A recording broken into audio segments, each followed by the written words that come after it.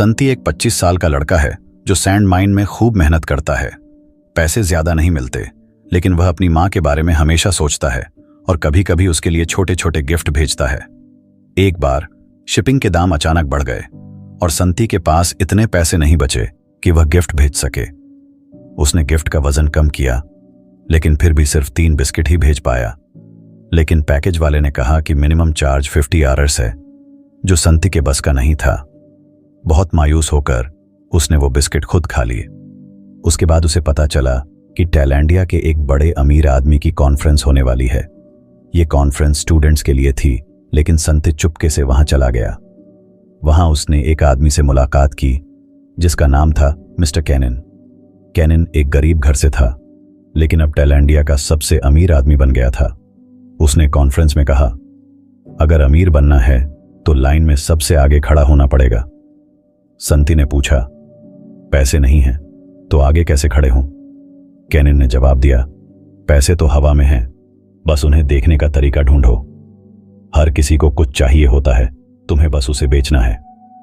इस बात ने संती के दिल में एक नई आग जला दी।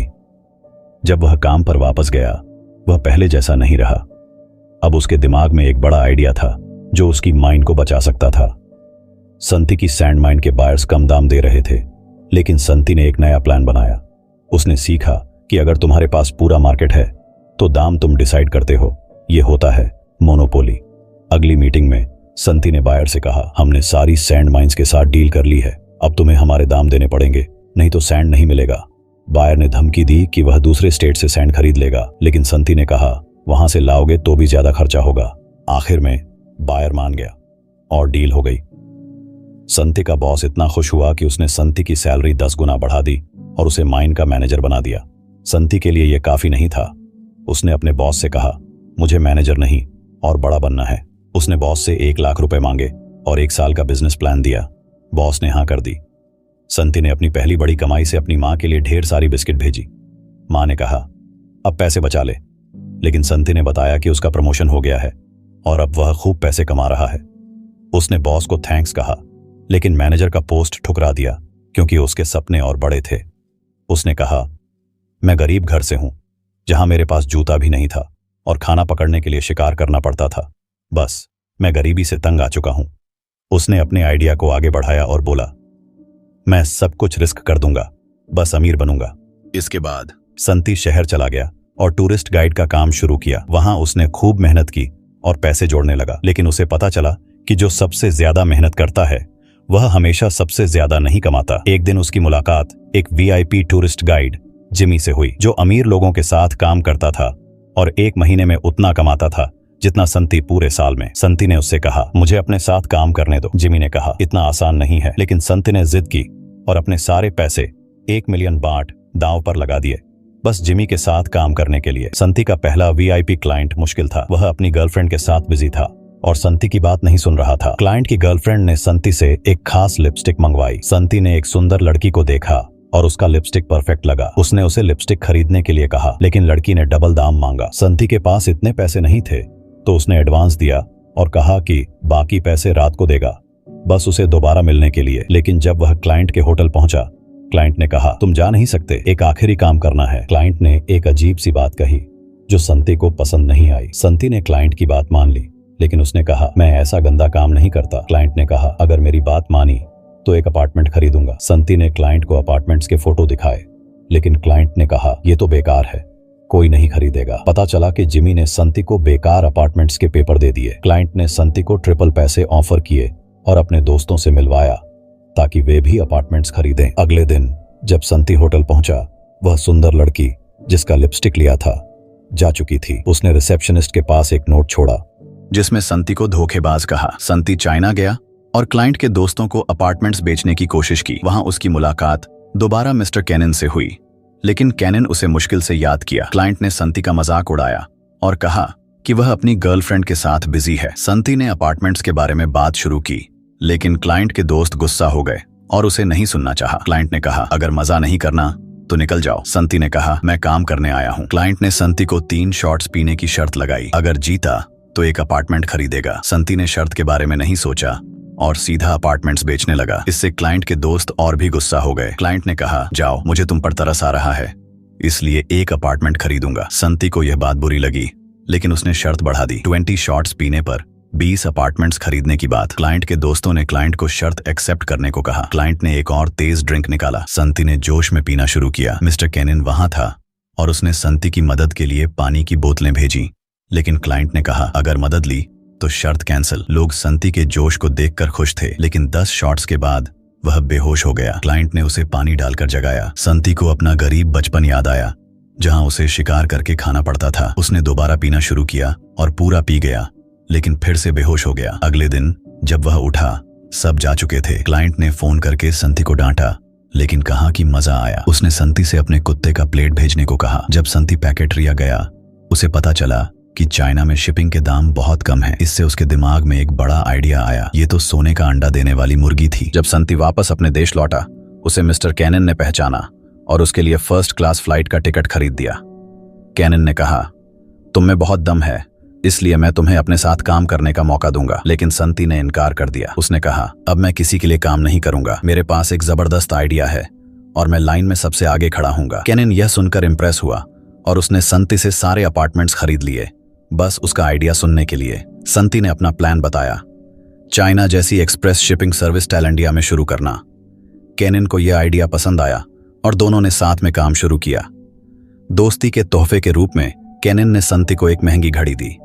संती ने घड़ी एक्सेप्ट की और वादा किया कि वह इसके लायक बनेगा। जब चाइनीज टीम से मीटिंग हुई तो वहां वह लड़की थी जिसका लिपस्टिक संती ने खरीदा था। उसका नाम था जियो। जियो संती से अब भी नाराज थी, क्योंकि उसे लगा कि संती ने उसे धोखा दिया। वह उसकी हर बात में नुक्स निकालती थी और ठंडे ठंडे जवाब देती थी। लेकिन बाकी टीम मेंबर्स संती के आइडिया में इन्वेस्ट करने के लिए तैयार थे, पर चाइनीज बॉस को यकीन नहीं था कि संती इतना बड़ा प्रोजेक्ट चला पाएगा। संती ने अपनी कहानी सुनाई। बचपन में वह इतना गरीब था कि 2 महीने तक पैसे जोड़कर इंस्टेंट नूडल्स खरीदता था। एक बार शहर गया तो पता चला कि वहां नूडल्स सस्ते हैं क्योंकि शिपिंग का खर्चा कम है। उसने कहा, मेरा सपना है कि गांव के लोग भी शहर के दाम पर चीजें खरीद सकें। इस कहानी से बॉस को थोड़ी सी तसल्ली मिली, लेकिन जियो ने कहा, थोड़ी और जांच करनी होगी। संती बेचैन था। उसने चाइनीज टीम के लिए टूरिस्ट गाइड का काम किया ताकि जियो से बात करके डील रोकने का रीजन जान सके। जियो ने कहा, तुम बहुत जल्दबाजी में दिखते हो और मुझे पता चला कि तुमने लोगों को पैसे देकर फेक पैकेज भेजने को कहा ताकि मार्केट बड़ा लगे। संती ने पहले इनकार किया, लेकिन बाद में मान लिया कि यह सच है। केनिन ने संती को कहा, यह गलत नहीं था, बस ये गलत था कि तुम पकड़े गए। केनिन ने संती को एक चेक दिया ताकि वह जियो को रिश्वत देकर डील पक्की कर ले, लेकिन तभी संती के गांव से फोन आया। उसका छोटा भाई अरेस्ट हो गया था। संती अपने भाई को छुड़ाने गया और उससे कहा, अब से मुश्किल में मत पड़ना, माँ के बारे में सोच। भाई ने जवाब दिया, मैं तो माँ के साथ था, तू तो शहर चला गया। यह सुनकर संती गुस्सा हुआ,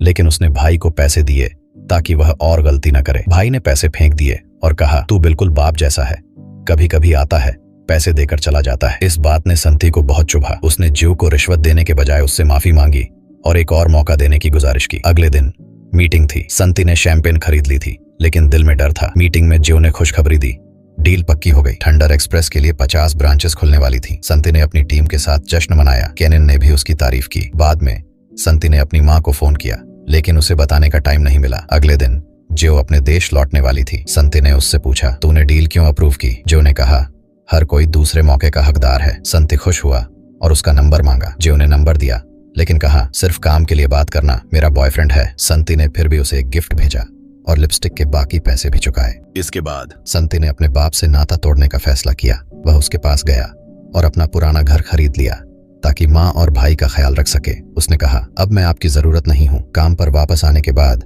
संती ने मजदूरी शुरू की क्योंकि वह ब्रांचेस जल्दी खोलना चाहता था। लेकिन जियो ने बुरी खबर दी। केनिन ने कंपनी में ज्यादा पैसा लगाया और संती के 19% शेयर्स को 1.9% कर दिया। केनिन ने यह सब अपने बेटे को कंपनी का हेड बनाने के लिए किया। संती गुस्सा हुआ, लेकिन उसने हार नहीं मानी। संती ने केनिन से कहा, मैं अपनी कंपनी बनाऊंगा जो तुम्हारी कंपनी से 10 गुना बड़ी होगी। केनिन ने उसका मजाक उड़ाया और कहा, तू एक मक्खी से ज्यादा नहीं बनेगा। संती ने जियो से एक नई टीम बनाने की बात की। उसने लुइगी से मुलाकात की, जो एक जबरदस्त प्रोग्रामर था, लेकिन उसकी कंपनी भी धोखे से चली गई थी। संती ने लुइगी को वादा किया, मेरे साथ ऐसा नहीं होगा। लेकिन लुइगी अनोखा था और उसने कहा, तू मेरे लिए ठीक नहीं है। वह केनिन के बेटे से मिलने वाला था, जो उसे अपनी ऐप बनाने के लिए बोल रहा था। लुइगी ने देखा कि केनिन का बेटा बेवकूफ है और उसे कुछ नहीं पता। उसने केनिन के साथ काम करने से इनकार कर दिया। संती उसे एयरपोर्ट छोड़ने गया, लेकिन रास्ते में उसने लुइगी को रोका और कहा, मैं तुझे ऐसे नहीं जाने दूंगा। उसने कहा, हर सेकंड जो हम काम नहीं कर रहे, हम पैसे गंवा रहे हैं। लुइगी हंस पड़ा और बोला, तू सच में पागल है, इसलिए मैं तेरे साथ काम करूंगा, क्योंकि मैं भी थोड़ा पागलपन रखता हूँ। संती खुशी से झूम उठा और ज्यू को बताया कि लुइगी मान गया। ज्यू की अपनी परेशानी थी, उसके पापा पर फ्रॉड का केस था और वह अपने अमीर बॉयफ्रेंड के पैसे नहीं लेना चाहती थी। उसने शादी 2 साल तक पोस्टपोन कर दी, क्योंकि वह संती के साथ कंपनी में काम करके पैसे कमाना चाहती थी। ज्यू अपने पापा का कर्ज चुकाने और घर वापस लेने के लिए संती की कंपनी में पूरा दम लगाना चाहती थी। उसने अपने बॉयफ्रेंड से कहा, जब कंपनी सफल हो जाएगी तब शादी करूंगी। संती और लुइगी ने अपनी टीम बनानी शुरू की। लुइगी बहुत चुनिंदा था। वह अजीब से सवाल पूछता था ताकि देखे कि कौन प्रेशर झेल सकता है। जो भी इंटरव्यू के लिए आई, उसने कहा, मुझे सैलरी नहीं, कंपनी के शेयर्स दो, क्योंकि मैं सब कुछ दांव पर लगा दूंगी। लुइगी को यह आइडिया पसंद नहीं था, लेकिन संती ने कहा, वह हमारी तरह ही डेस्परेट है, इसलिए वह काम करेगी। केनिन अपने बेटे पर प्रेशर डाल रहा था कि वह जल्दी काम करे, लेकिन उसका बेटा आलसी था। संती की टीम ने एक बिल्डिंग में काम शुरू किया, जहां लुइगी ने अपनी टीम से कहा, तुम्हें 3 दिन में ऐप की पहली इंटरफेस बनानी है। यह बहुत मुश्किल था, लेकिन लुइगी एक सख्त बॉस था। संती और ज्यू इन्वेस्टर्स ढूंढने के लिए हर पार्टी, मीटिंग या किसी भी जगह जाते थे जहां अमीर लोग होते थे। उन्हें यकीन था कि कोई ना कोई उनके आइडिया में पैसा लगाएगा, लेकिन कोई भी नई कंपनी पर भरोसा नहीं कर रहा था। फिर भी संती का हौसला नहीं टूटा। उसने कहा, कहीं ना कहीं एक अमीर आदमी हमारा पोटेंशियल देखेगा। लेकिन तभी केनिन की कंपनी ने अपनी कंपनी लॉन्च कर दी। वह संती के आइडिया का इस्तेमाल करके उन्हें पीछे छोड़ना चाहते थे।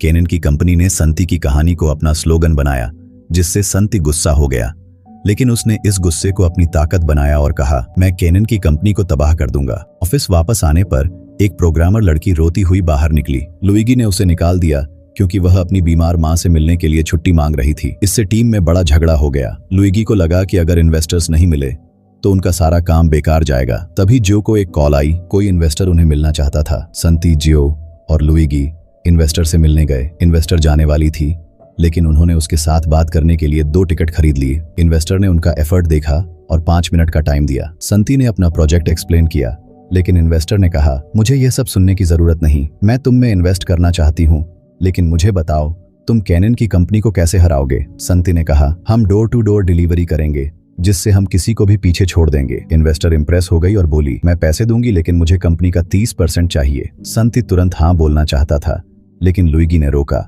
लुइगी ने कहा, 30% देना मतलब कंपनी बेच देना है। संती ने इन्वेस्टर को सिर्फ 15% ऑफर किया। इन्वेस्टर ने कहा, यह काफी नहीं है, और चली गई। टीम के लिए यह बड़ा झटका था, क्योंकि वह इन्वेस्टर उनकी आखिरी उम्मीद थी। लेकिन थोड़ी देर बाद इन्वेस्टर ने कॉल किया और कहा, मैं 15% में मान गई, लेकिन कंपनी का नाम बदल दो। टीम ने खूब मेहनत की और प्रोजेक्ट लॉन्च के लिए तैयार हो गए। जश्न मनाने के लिए संती अपनी टीम को पिकनिक पर ले गया, लेकिन लुइगी एक काम का दीवाना था, वह रिलैक्स नहीं कर पाया। पिकनिक के बाद संती, ज्यू और टीम वापस आए। एक रात जब बारिश हो रही थी, ज्यू ने कहा, हम जो कर रहे हैं वह तूफान का पीछा करने जैसा है। संती ने जवाब दिया, इसलिए तो यह आसान है क्योंकि कोई और इसकी हिम्मत नहीं करता। इसी से उनकी कंपनी का नाम बना थंडर एक्सप्रेस। लॉन्च के लिए सब कुछ तैयार था, बस डिलीवरी वाले चाहिए थे। तभी संती के पुराने दोस्त, जो पहले पहाड़ों में साथ काम करते थे, आ गए। वह मोटरसाइकिलिस्ट थे और दिखते तो गुंडे जैसे थे, लेकिन दिल के सच्चे थे। संती ने उन्हें अपनी टीम में शामिल किया। संती के दोस्त के साथ उसका छोटा भाई मोंटी भी आया। संती को यह पसंद नहीं था, क्योंकि वह चाहता था कि मोंटी अपनी मां के पास रहे और पढ़ाई करे, लेकिन मोंटी भी अपने बड़े भाई की तरह सफलता पाना चाहता था। अगले दिन थंडर एक्सप्रेस का लॉन्च होने वाला था। उन्होंने एक बड़ी एडवर्टाइजिंग कैंपेन चलाई। Thunder express door to door delivery के साथ मार्केट में धूम मचाने वाला था। हर मोटरसाइकिलिस्ट एक छोटी सी ब्रांच की तरह काम करेगा, जिससे उनकी ब्रांचेस केनिन की कंपनी से ज्यादा होंगी। लॉन्च के दिन थंडर एक्सप्रेस ने पहले दिन ही 4000 पैकेजेस के ऑन ऑर्डर लिए। लोगों ने उन्हें मौका दिया, लेकिन मुश्किल भी आई। बहुत सारे पैकेजेस फेक एड्रेसेस, जैसे खाली घर या खाली प्लॉट्स, पर भेजे गए। इन एड्रेसेस तक जाना मुश्किल था और डिलीवरी वाले खूब फ्यूल वेस्ट कर रहे थे। यह सब केनिन की कंपनी का प्लान था, ताकि ठंडर का खर्चा बढ़े और वह हार जाए। उनका वेयरहाउस भी फेक पैकेजेस से भरने लगा। संती ने देखा कि यह फेक पैकेजेस केनिन की चाल थी। केनिन जानता था कि संती एक बड़ा खतरा है। उसने अपने बेटे को एक पेंटिंग दिखाई जो एक गरीब लड़के ने ग्रीस से बनाई थी, क्योंकि उसके पास कैनवास के पैसे नहीं थे। केनिन ने कहा, गरीबी लोगों को क्रिएटिव बनाती है और संती के पास वह क्रिएटिविटी है, इसलिए उसे रोकना जरूरी है। इधर संती को एक और झटका लगा।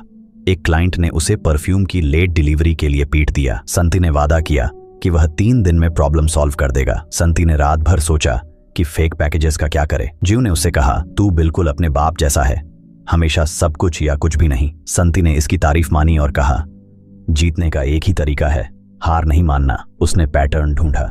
सारे फेक एड्रेसेस बैंक से जब्त की गई प्रॉपर्टीज के थे। संती ने इन एड्रेसेस को ब्लॉक कर दिया, जिससे फेक पैकेजेस बंद हो गए। लेकिन वह यही नहीं रुका। उसने अपनी टीम को एक बड़ा बोनस ऑफर किया अगर वह केनिन के क्लाइंट्स चुरा ले। इस तरह थंडर एक्सप्रेस ने एक असली जंग शुरू की। आगे की कहानी अगले पार्ट में।